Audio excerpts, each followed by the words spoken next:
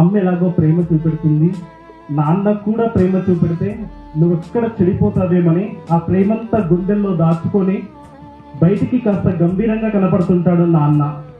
ఒక్కసారి ఆలోచించండి, ఏం చేయలేదండి నాన్న, మనందరం ఇంత ప్రశాంతంగా నీడలో హ్యాపీగా కూర్చొని ఉన్నాం. ఈ టైంలో మీ ఫాదర్ ఎక్కడుంటాడు ఒక్కసారి ఊహించుకోండి. ఎక్కడో ఎండల్లో పొలాల దగ్గర నా బిడ్డ ఫ్యూచర్ బాగుండాలి, నా బిడ్డను ఒక మంచి ఇంటికి ఇవ్వాలి అని ఎంతలా కష్టపడుతుంటాడు అంటే, మీరు సాయంత్రం ఇంటికి వెళ్ళిన వెంటనే ఒక్కసారి మీ నాన్న చేతులు కాళ్ళు చూడండి పగిలిపోయి ఉంటాయి పని చేసి. నాన్నకు బీపీ ఉన్నా, షుగర్ ఉన్నా, మోకాలు నొప్పులున్నా తన ఆలోచన మొత్తం మీరే.